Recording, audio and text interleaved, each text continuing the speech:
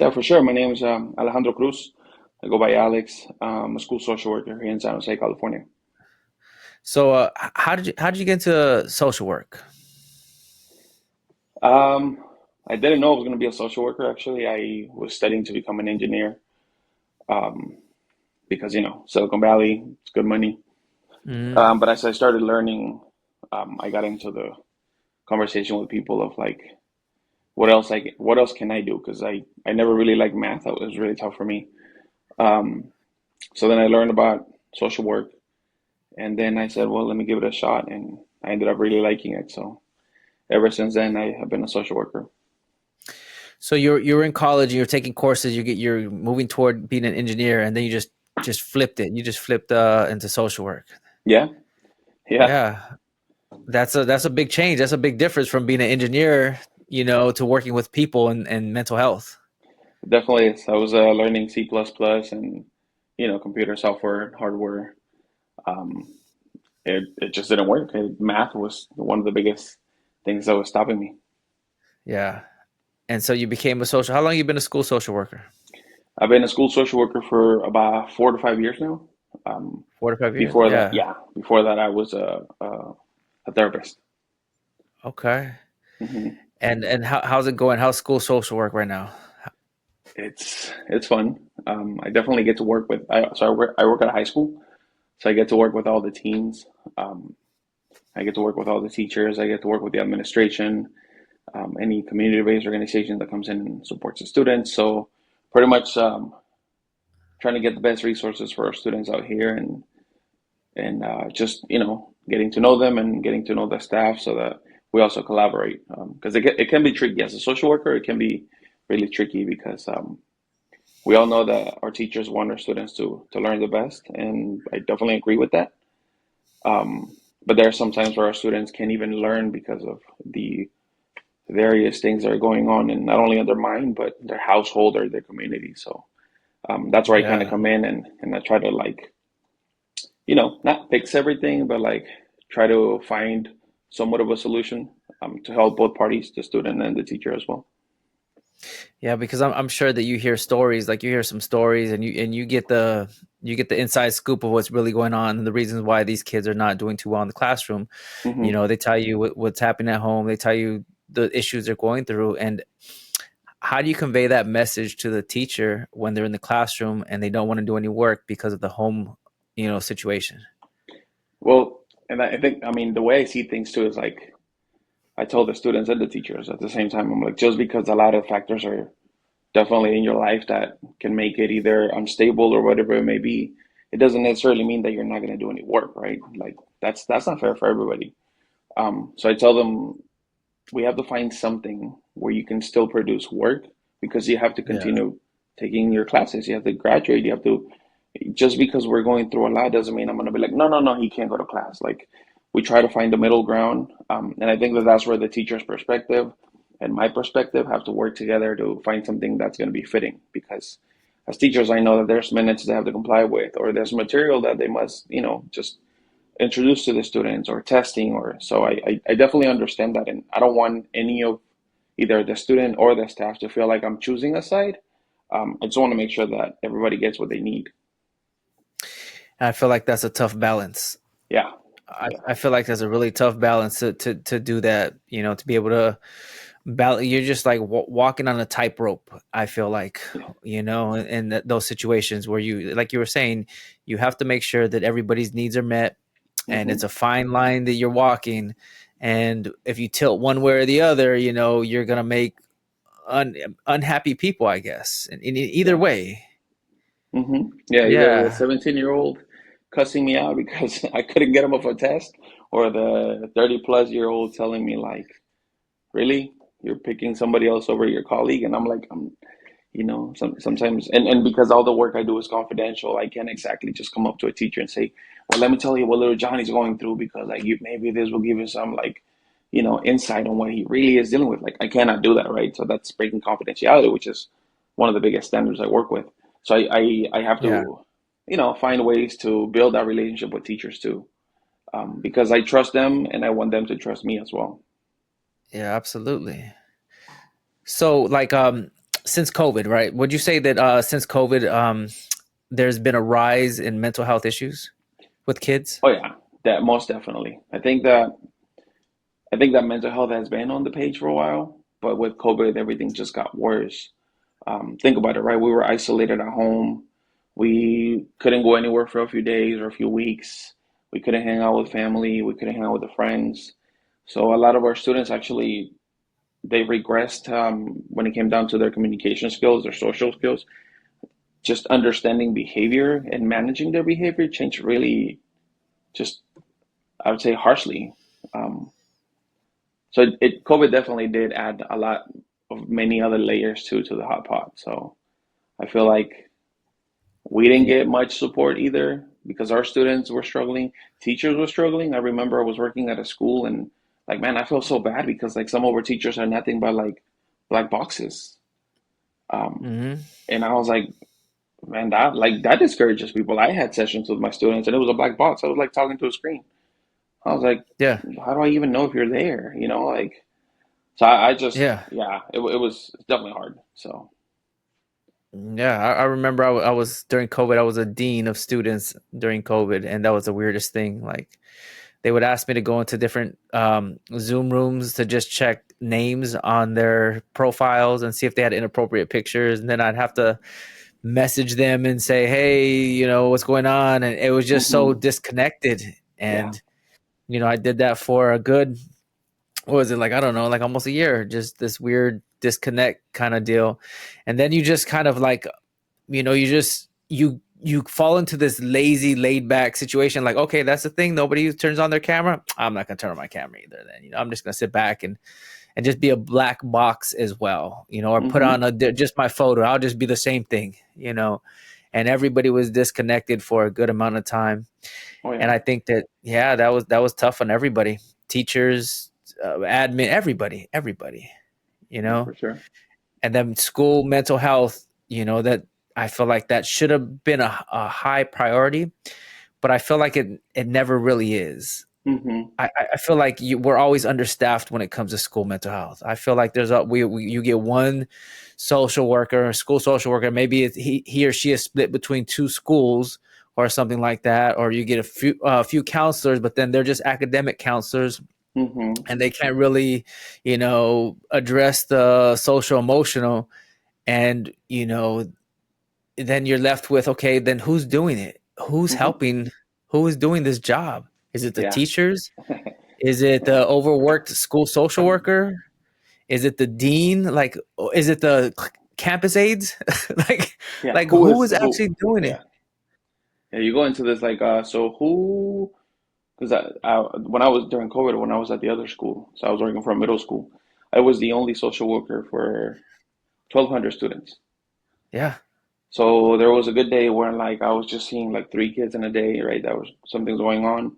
There were days where I had like I wouldn't even take my lunch, right? So as social workers, we have this thing where like we honestly, and I'm not trying like a lot of people say, oh yeah, sure, but like honestly, sometimes we don't even eat lunch Yeah. because we don't get the prep period. We don't come in like either later or leave early. Like we're here the 7.5 hours or 8 hours I got to work, and if you get a lunch, great, man, you got a lunch. But like, I think there's been weeks where I go home with my lunch still like unopened. You know, my Hmm. wife goes, "What happened?" I was like, I was busy. You couldn't Yeah. eat lunch. I was like, "Well, if I eat lunch in front of a kid, it's kind of weird. Like, you know, they're gonna see me eating, but I'll grab a snack and I'll drink my water. Hopefully, I'm hydrated." So we don't get that right because at least now where I'm at, we have two social workers, and I also have interns that are becoming social workers, so they get the experience. So I've been blessed this year that I have more support. But yeah, there's times where like if somebody calls in sick, Yeah. you gotta go to war. Yeah. It's I could say the same thing for admin. Like, there are times when I don't eat lunch. There are times when I don't get a chance to eat. There are times when I don't eat anything. Like, hmm I'll eat. I made it a habit to eat breakfast now. Like, I eat a heavy breakfast every day because Just in case. I might not have time to eat. Like, I'll eat Yeah. a heavy breakfast, like 3 eggs, some toast, some bacon, fruit, like a heavy big breakfast. And then I'll go to work, and then like I'm just pulled in so many different directions.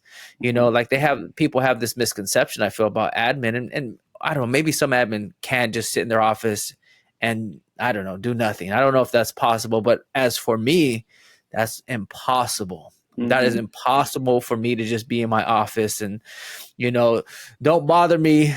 Don't bother me. I'm Close here. my door. No. Yeah, no, there's no way. There's no way. So there are Yeah. times where I just can't, and forget if there's like a crisis. Let's say somebody made a threat to a teacher, or let's say they threatened themselves and said they were going to harm themselves, and you have to do a safety plan. You have to do a whole, The whole risk you have to assessment. contact, yeah, a whole risk. So you have to contact the right people. You got to on our end, we have a platform that we have to upload everything, and that takes Mm. a long time. So just one risk assessment, calling all the right people, and then documenting it. You're looking at a half a day. You're looking at a half a day right there. Just And it's worth and it. then Like, forget about your normal, like your hmm, yeah, all everything they have planned, nope, can't do it. yeah. There's been times where like that's happened to me, right? Like It's it's done. like 2:45 in the afternoon, and there's a risk assessment going on. I don't go home till like 7, because sometimes Yeah. we have to call resources or mobile crisis, we call it over here, to come and pick up the student or Yeah. assess the student for any 5150s, which is, that means that they want to hurt themselves. Um, Yeah. so like I have to wait till they're here because I cannot leave my eyes off of the student for a second. So there's been Right. times where I'm here till like 7 p.m. just waiting it out with the student, just talking, chopping it up, but just Yeah. waiting. You go Yeah. home and And you're no one dinner. school. Yep. You're one school. You're one school that has one crisis, and there's multiple schools all over the place. Hmm. And that one team could only go to a certain amount of schools and go and pick up a certain amount of kids, Hmm. and that whole process takes a while. You have to sit there and they're talking to the kid and they're doing their own intake forms, and then they come back and they tell you, yeah, we're gonna have to take them, we're gonna have to take her, and then you're like, oh, okay, and that's a long process. So I could see you're there till 7 o'clock. Yeah. And then sometimes, like, if the parent doesn't, like, if the parent gets out of work, so what happens is if we say yes, the student needs to be taken in, the EMTs can come over and pick them up. Mm, But then now you're sticking a bill on the parents, and it's like yeah. that's not fair, right? Like that's not cool for our parents. At least I don't feel comfortable doing that. So we have to call the parent. Would you be okay with taking them? Oh yeah, but I get out of work at 6, all the way over here, like an hour away, Oakland, San Francisco. So Yeah. okay, I'll wait for you here. Um, so there was an instance where the parent's like, yeah, well, I'm in San Francisco. It's gonna take me like an hour and a half to get there. All right, I'll wait. I have to wait. I can't leave. I can't just be like, okay, well, we'll just call the ambulance to pick them up. Like I also have to be that responsible adult and the safe person for the student. So I just get home, shower, go to bed, and then have the breakfast and dinner in the morning. And then Yeah. press repeat. Yep. Press Exactly. Right. Yeah. It's like, uh, 8:30 in the morning, I'm yeah. back. So Yeah, that's tough. You talk about student mental health, but then you look at like social, your mental health, your team's mental health, the teacher's mental health. hmm, Like everybody's mental health is important. And if you're not right, if the teachers aren't right, if the admin's not right, then how could they help the kids, right? yeah. That's what it is. And I feel like the system, and every school system maybe, that we're always understaffed, and we don't always have the right resources, and then you just make do with what you got at the school, with the personality you got at your school, because whomever you try to call is not going to come quickly, and the situation requires immediate action. It requires immediate action, and you just don't have the people. No. Yeah. Yeah. We got to get resourceful. Absolutely, absolutely. So how do you help with the school mental health at your school with your students? So I What mean, like I've said before, I've been very lucky with like all the resources that we get around here. So like one of the things that I've been doing this year that is kind of new as well is um, we have a calming space. So I don't know if this is something that you guys have in your system in your school, but we have a calming space where students are allowed to come in for 15 minutes to decompress or de-escalate, and then they go back to class. and they can only do it for so many amount of times in a week. I'm not expecting them here every period, every day. That's just not feasible as well. Um, but then if they do that, I try to make sure they have an activity that they can engage in so that they're also decompressing. So I don't want the students to come in here and make a TikTok video. I don't want them to come in and like watch YouTube videos, right? Like I don't even like when they come in with a friend because this is not bringing your own therapist kind of thing. This is like we're here for a reason. We want to help you. So I'll Yeah. have activities like, some puzzles or like grounding techniques, skills, strategies, games. We have this coloring sheets that take like 3 minutes to color or five. So just to really let them let everything out and just feel a little bit better before going back to class. Um, we also have activities in the month where, like, for example, Dia de los Muertos was in November, so we created a big poster that said Dia de los Muertos, and we cut out butterflies, and then we had the students color them in, and on the back write a letter to someone that's passed for them, and then we put them on the wall, and that's how we with the altar, right? So that's how we paid our respects to those people that left us. Christmas happened. We had a piñata making thing going on. I'm also the advisor for the Mental Health and Wellness Club here at the high school. So we Mhm. work together and making sure that we have activities for like the whole school, right? That they're more than welcome to come in and participate. We even had hot chocolate the other day. So we try to make sure that there's some sort of, I could say, activity that would Mhm. help the whole school or at least most of the students engage. Yeah. It sounds like you're building a good little community right there. It sounds like the students know where the safe place is and the activities, and it sounds like that, you're building that, which is extremely important. I feel like you got to build that home away from home kind of feel. Like they have to know that they're taken care of Yeah, at the school as well. Certain students more than others, for sure. Certain students hmm more than others. Some yeah, students most definitely. you don't even know. I'm sure there's some students you're like, I don't even know. You're fine, you're good. But there's some regulars that you see all the time, all the time. I'm sure of it. Yeah. How do you teach them the skills that they need for their own mental health? Because it sounds like activities, but how do you teach the skills? So we also run groups, and then I meet with them one on one. That's when I make sure that they know what they can do, right? So like there are some students that sometimes have like a lot of symptoms of anxiety, and they're just like feeling like they're going to have a panic attack. So we talk about like the grounding techniques. We talk about like what can help you, drinking really cold water. Sometimes I have what's that one candy? Warheads, right? And I give them a warhead. Yeah. And they're like, well, why are you giving me candy if I feel like I'm gonna die?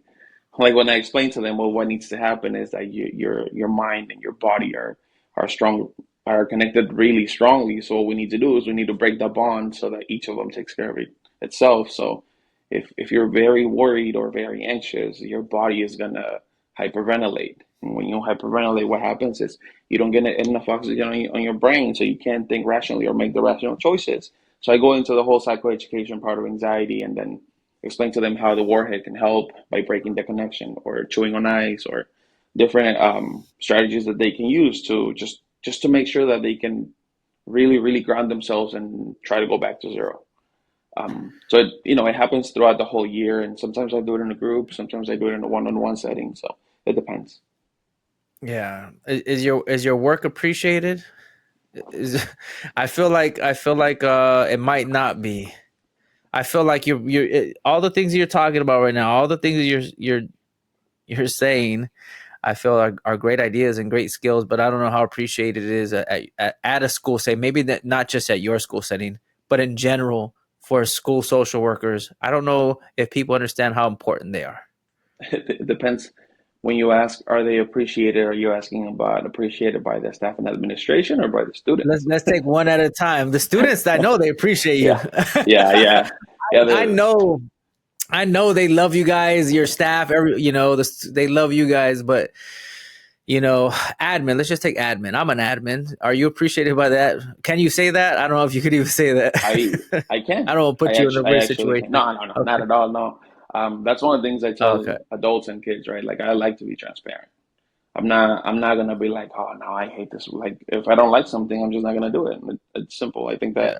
that's also another thing I try to teach my kids, right? Like If I'm uncomfortable, if I don't like it, then it's just not gonna happen. It wouldn't be 100% me. And if it's not 100%, then I don't Yeah, want to do it. But no, you know what? that's Thankfully, a good I point. have an admin that they're very supportive. Man, I say, I call him Jefe, right? Jefe, any help with this right now? Yeah, of course. Hey, Jefe, I need a room for because I'm trying to run a group. Which one do you need? I got you. Okay. Oh, Jefe, I need this. And it's like, oh, I have activities coming up that I want to do for the Mental Health Awareness Club. Okay, what do you need? Right? Like I get that question. So I can say I've been blessed. The administration has been helpful with that too. And teachers, like, It's good. I try to build a relationship with them as well because it's a balance, right? Like you're saying, it has to, you have to give and you have to get. So there, in the past, I borrowed the golf cart. With a bunch of box of donuts in the back. And I just go class by class. And I tell them, hey, mental health and wellness department's got a donut for you today. It's like a random Thursday, Wednesday, whatever day. And I just say, you know Yeah, what? Thank you for all you do, right? Because adults also have to feel appreciated. Teachers have to feel appreciated. The work they do is, yeah, man, I started doing all these things because of a teacher I had when in high school. So I remember that, and I know that he would appreciate it if he was appreciated with the donut on a random day. And I just do yeah, that every now and then, right? Or we have hot chocolate, and I tell them, hey, you can get hot chocolate too. Like, come through. We have activities, yeah. come through. So I think that they trust the work that I do. So I feel like I am super. And every time I say, hey, can I speak with this student? Student, yeah, he's coming. So I think that I've That's been, good. yeah, I built that community, like you said, with enough trust in both parties to really work together. That's good. That donut goes a long way. That donut, that hot chocolate that you deliver, that coffee, whatever it is, but Dulce, whatever you give, it goes a long way. I'll if somebody randomly comes up and has a box of donuts and opens up in front of me and says, "Hey, you want a donut? This is just for your own mental health." I'll be like, it almost bring a tear to my eye. Right? I'll Yeah. be like, "Oh, thank you." Like I appreciate that. Like little things like that are just small little tokens of appreciation. And Hmm. teachers do have a hard job. Teachers Yeah. do have a hard job, and as an admin, I try to support my teachers as much as I possibly can, with the amount of time that I have, and they just have a hard job, and especially in 2024, like it is a difficult job. I feel like also too, if you're a teacher and you're on social media and all you hear is negative stuff on social media about how parents don't help, how how admin is never supports, about Yeah. how like just all these negative things, all these negative things that you see on social media, and you're sitting at home and you're scrolling through all that and you see all this negative stuff, right? And then you come to work and you see these kids, and then it just reinforces the idea that, oh, I bet you they have terrible parents. Hmm. Oh, if I call admin's not going to even come. They're not going to even come, so I'm not going to even call. Go ahead and sit in the corner, whatever. Um, it's tough. It's a tough situation. Yeah. What Yeah. do you think Well, about that social media? who said this? I think it was Bruce Lee that said, right? We have to be really careful with the words that we use. There's a reason why it's called spelling. And I 100% agree with that because it's like if you, whatever it is that you heard or you read, it's going to get on your mind. And then you're like, oh, yeah, these kids are bad. So, like, you Yep. come into the site, you're like, man, I got to watch my back. Like, what are they going to do? What are they going to say? Like, I don't know. To me, I I've had conversations with other professionals where like we disagree, and I literally just hear things like that, like, "Oh yeah, these are bad kids," or like they call it those kids. In my head, I'm like, bro, Mm-hmm. I used to be one of them those kids. Like, don't be talking to those kids like they're those kids. Like, that's not Yeah. how it goes.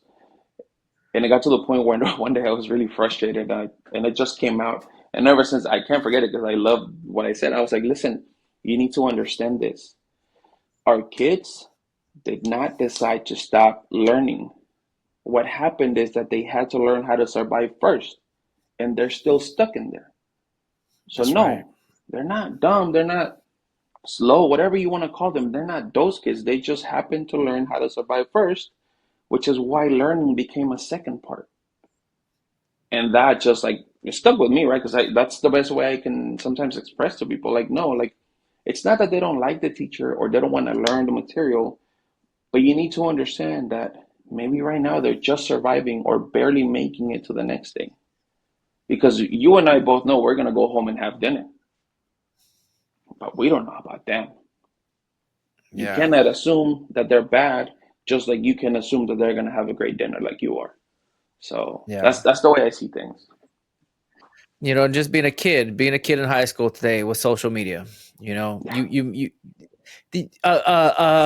somebody across the room could take a picture of your face. You maybe you have like a silly looking face, like you're staying up in the air. They take a picture of it and they make a meme out of your face and they send it to all their friends, like meme, and you get it too, and you're like, what the hell? Like what?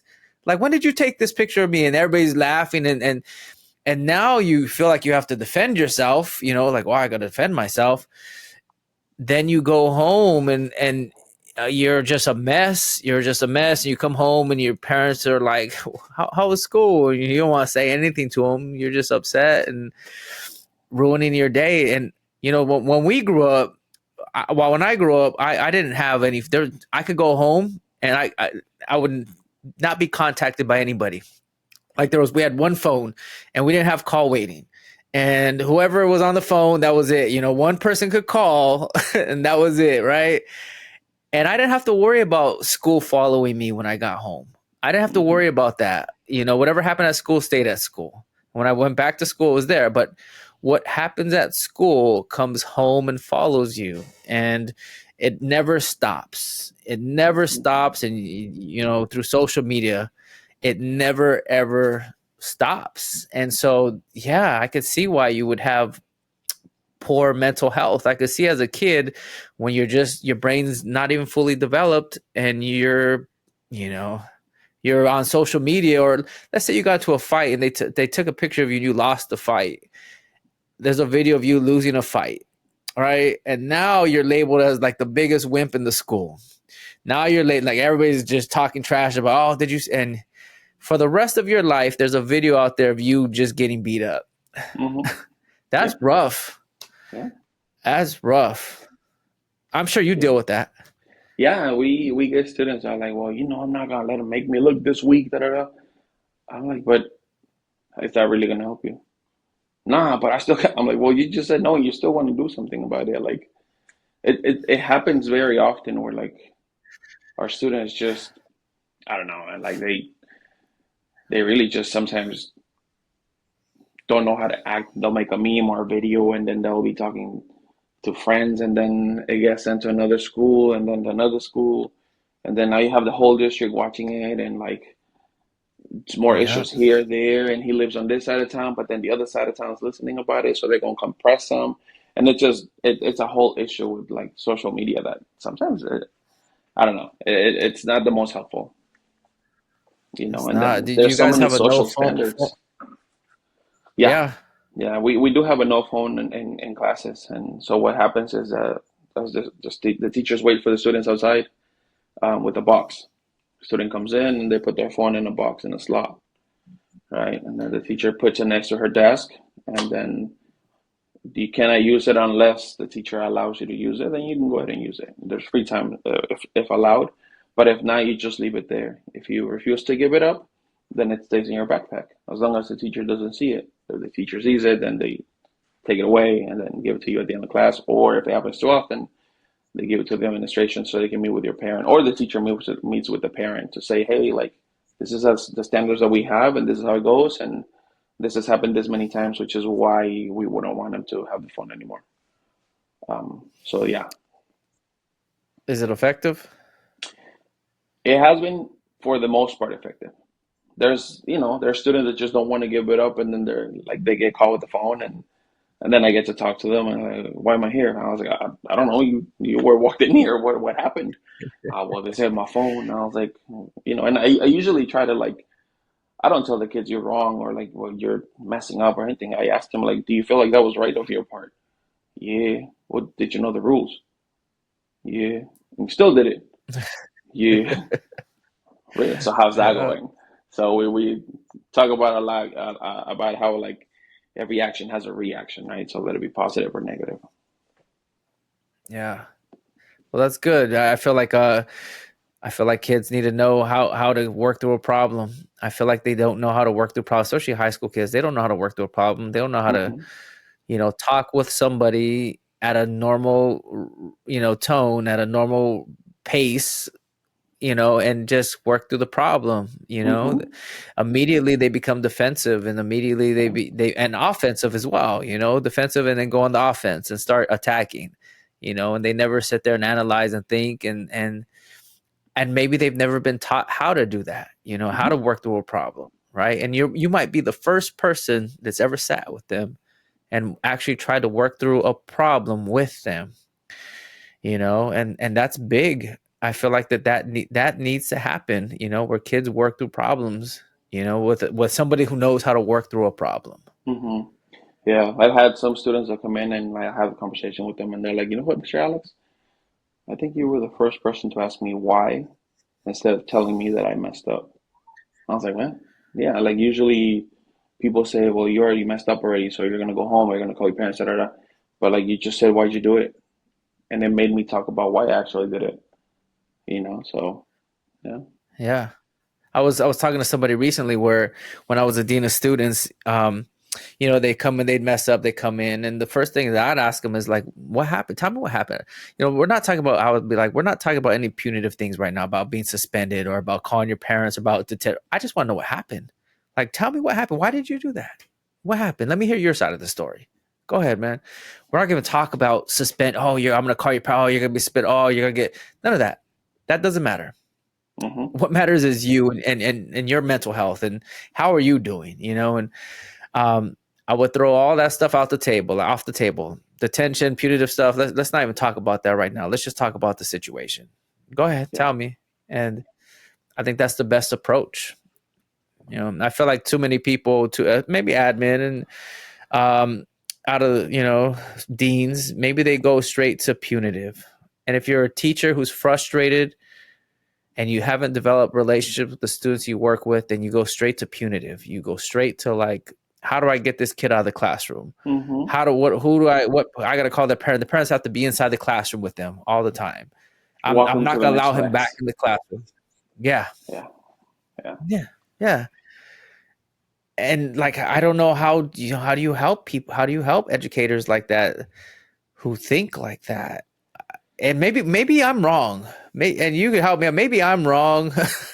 I could be wrong. I've never, like about, but I feel like just if you just go straight to punitive all the time, you're not building relationships. You're not making connections. You're just excluding a group of kids. Mm-hmm. Yeah. I mean, and I think it comes down to what you said earlier. Like right now, you said, well, it's all about the relationship. Um, if you're willing to spend those 5 minutes to build relationship with your students, you will have better outcomes. Um, and I think that our administration has done a great job of doing something like that at the beginning of the school, where like teachers and students have conversations that aren't even related to math sometimes. It's more like getting to know the school, the culture, the classroom norms, the classroom agreements, the classroom rules, each other, the teacher, the student. And pretty often, if you walk around our campus, you'll see some of our teachers greeting the students at the door. And It's it's not good. all of them, right? I can tell you it's not all of them. But those that stand outside greeting kids at their door, I've noticed that I receive less calls from them because of the behavior that's been displayed, as in Hmm. comparison to the other ones where they don't come outside and then like, I don't know what to do with this kid anymore. Well, what's his name? Um, well, he sits over there. I'm like, yeah, but I don't. There's 1,200 of them. I need a name. Yeah. Well, sometimes he sits over there, but like right now, like today, he sat over here. So I don't know. How do you? How, in my head, I'm like, how do you even mark him present? How do you know when he's here? Yeah. Right. So it's all about Yeah. relationship. So and it's tough, Rick, because as teachers, of course, like I don't want to be like, hey, you need to fix this because that's not my lane, that's not my job, right? But I try to be compassionate as well because I understand that their job is hard. So I sometimes I tell them, hey, like, how come we don't come visit me at the wellness center? Because and one of them asked me, why do you want me to come over here? I was like, well, maybe this vibe will make you feel a little better because we all need a break sometimes. Like if Yeah. I were to show you a picture of the calming space, like right now it's very Christmassy, but we have some couches, some chairs, like it's open for the kids during lunch because I want them to have a place where they can come and socialize with each other positively, right?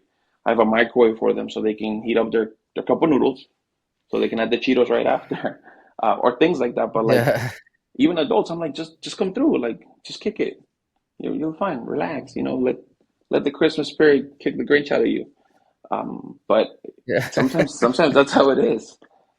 Yeah, Yeah, it's tough. And like I want people, on my page, I was talking about how to build relationships with students with difficult behavior.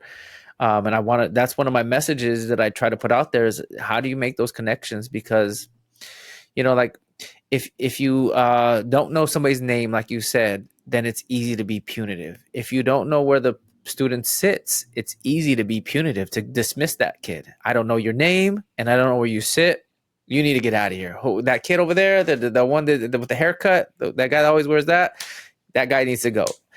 It's easy to be punitive, but if you know a student's name and you know where they sit and you know their backstory and you know something personal about them and you've shared something personal about yourself to them, then it becomes harder to be punitive. Now you're more compassionate. Now you have empathy toward this student. Now you're like, this is a human being. This is somebody's child.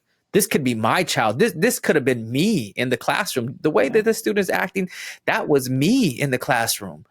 So I'm going to be more compassionate and empathetic toward this student because I made that connection.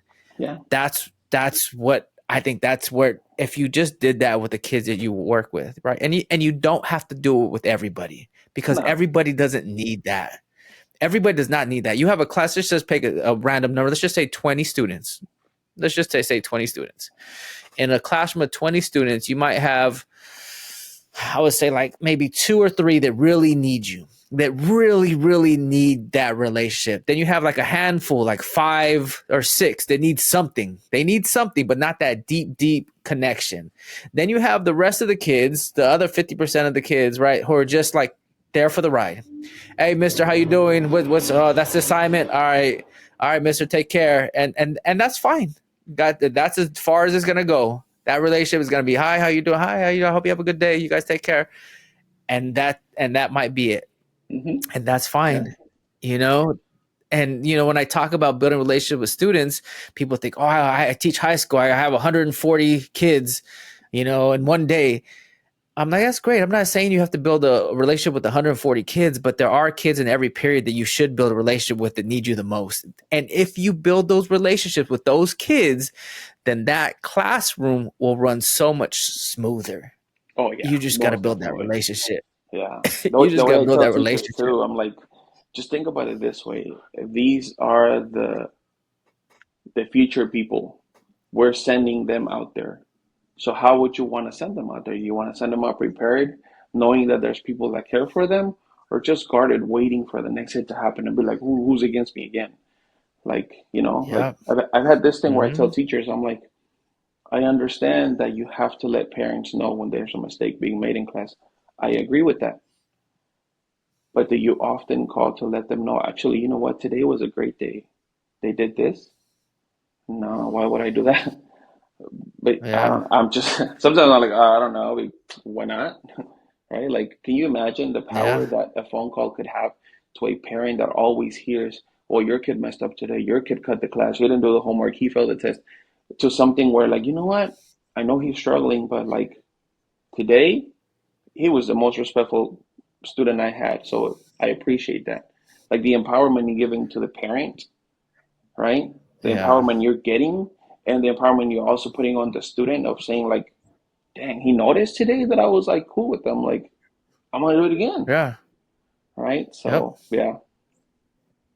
I feel like when the when I talk about building relationships with students, I feel like there's a like a skeleton, like this bait. If you just took care of these things, no matter your personality, no matter how you look, no matter whatever, you're a male or female. If you just took care of these three things, you would be good. And I always say, like, you always start with safety. You always make sure that the students feel safe. I think we had talked about this a little bit earlier about making them feel comfortable, making them feel safe, right? Their physical bodies are safe so that they don't have to take care of their own safety.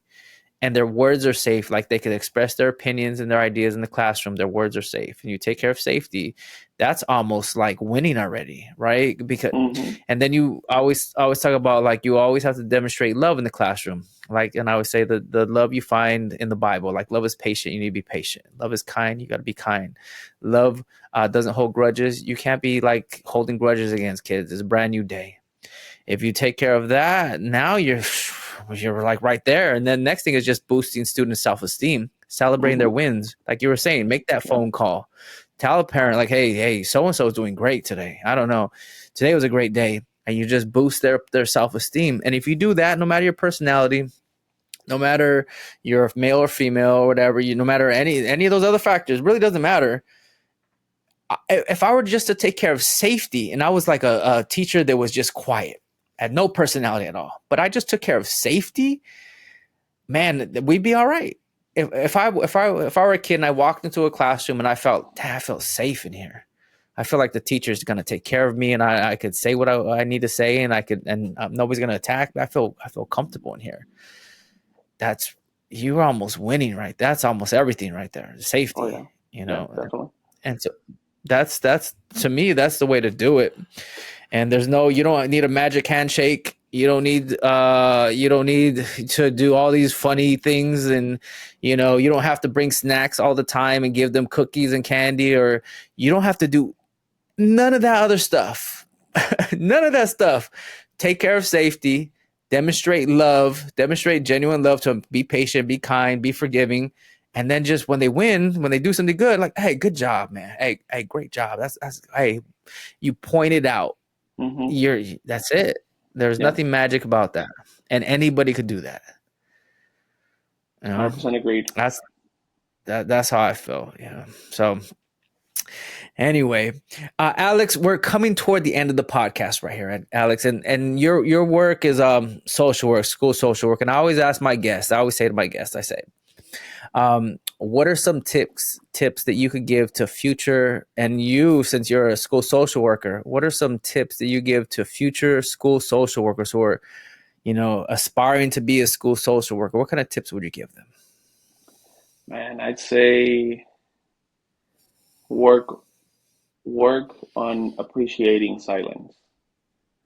Um, Mm, that's for sure one, because when you're in the middle of a session, mm, a lot of people feel awkward when the room's quiet, but you have to learn to appreciate it, because that's the moment where our kids are processing and letting things go. The second one, I would say, really be real to your kids. Um, like real knows real, but just be authentic, and if you care, you're all in.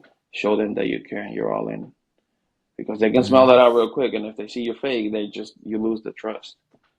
Yeah. And I think that also learn to respect everyone is the biggest one, because we may not have the same ideas, we may not agree on everything, but we must respect each other. Um, just be ready to be disrespected. That's what I call it. Like, there's days where I come in and it's happened where, like, kid's Yeah. angry and goes, Mr. Alex, I effing hate you, da da da. And I'm like, okay, I love you Yeah. too, mijo. I'm like, and later on Yeah. comes like, oh, sorry, Mr. Alex, I was just pissed. I was like, that's fine. You're not mad? No, I'm Yeah. not mad. Are you sure? I'm 100% sure. I'm gonna sleep fine tonight. Don't worry. So I think that, Yeah. just knowing that you're just gonna come in, you're coming into their home, right? Like, this is their school. It's like their second home. Mhm. So just knowing that you have to kind of like abide by the rules too. So for sure, I Yeah. would say those are the top three. I don't know. Well, those top three for life, I feel like too. if I just applied Yeah, those things in life, I'd be all right. yeah, Well, Alex, thank you so much for being on the podcast. I know we met through a mutual friend who was on the podcast, and he introduced us together, and here we are. And we're doing the podcast. I greatly appreciate your time. for sure, for sure. Thank you very much. Thank you for all you do, and thank you to all the teachers and admin that did this work, because yeah, no, I would never be able to be a teacher. I praise you all for that. So thank you, John. I appreciate you. You have That's a fun. great holidays, and take care of yourself.